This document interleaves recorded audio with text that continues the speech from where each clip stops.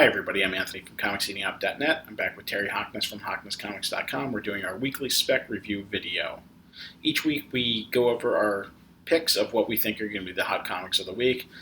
Some weeks are better than others, some weeks have more books than others. We try to keep it limited to just a couple of books to make the videos go faster, but just give you the cream of the crop. So Terry, do you want to go ahead and tell them how you do your picks?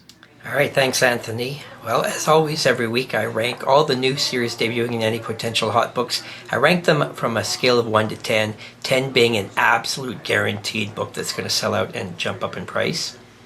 However, this week, I ain't got any thumbs up, but I do have a few 50-50s that I'm going to recommend. You buy them, they're good books, but really, 50-50 chance of them increasing. So let's see what my picks are for this week.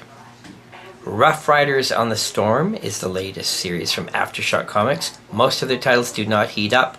Retailers seem to order enough.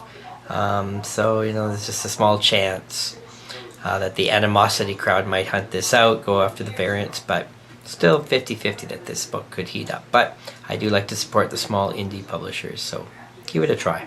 All right, so my first pick of the week is Visitor, How and Why He Stayed, #1. This is from Dark Horse. Now, Dark Horse does print a large amount of books. Usually they like to keep their books in print or available to the buyers. However, this is a completely new character in the Mike Mignola verse. So he's got quite a following, and this should be a good one to pick up as a reader and as a fan of Mike Mignola, but also because he's got a ton of fans who follow him.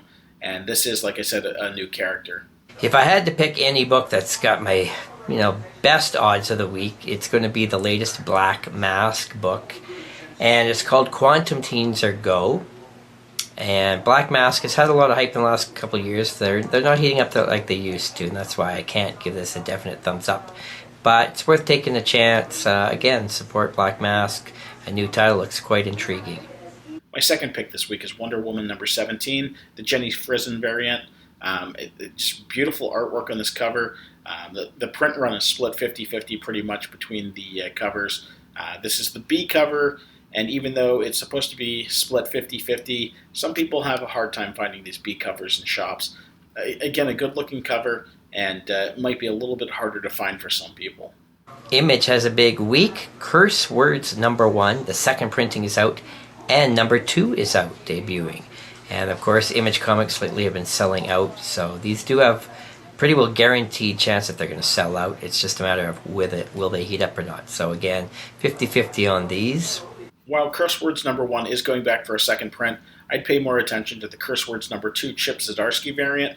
It's a little humorous, a little tongue-in-cheek, as Chip Zdarsky is known for, and it's definitely worth the pickup. Image also gives us Few #1, the second printing, and Few #2. And again, these also will sell out for sure at Diamond and at most stores.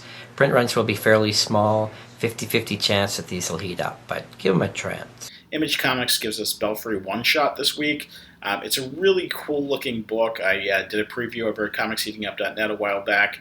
I like horror, and this fits the bill. It's one and done, and one-shots don't often heat up, but out-of-print books that are of interest can definitely get fans searching for them. So this one being an Image #1, being a one-shot, it might not be ordered heavily. Being horror, it might not be ordered heavily. This could be something that people are looking for in the future. Monstrous #10, the Image Homage variant. It's sold out in quite a few places already. This one's one to look for. This could turn into a quick flip. And my other interesting pick of the week, really 50-50 on this. I think this is more potentially a long-term pick of heating up. Disney Pixar Cars #1. This is a one-shot tying into the movie from a decade ago. So it's interesting it's coming out now. And also interesting it's a one-shot. Not a big fan of one-shots, but again, long-term Disney fans of the show, and maybe stores will just happen to under-order this one, being a one-shot. So this could be a surprise hit, at least long-term, if not, maybe fairly short-term.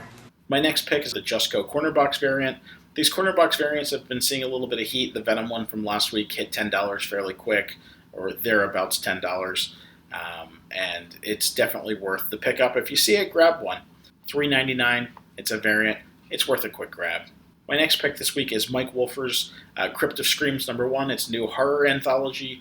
Mike Wolfer tends to work more on the adult side, so that might scare people away. It's a small press book, might not be heavily ordered, but Mike Wolfer's a great guy. I've had a chance to meet him a couple of times. He does good work. He did a lot of stuff for Avatar before going back on his own. So, I like to support indie guys, and Mike Wolfer, like I said, is a good guy. My final pick is Heathen #1. This was originally supposed to come out through Heavy Metal, but now it's coming out through the same company that did Atoll. Seems like there was a little schism with Heavy Metal.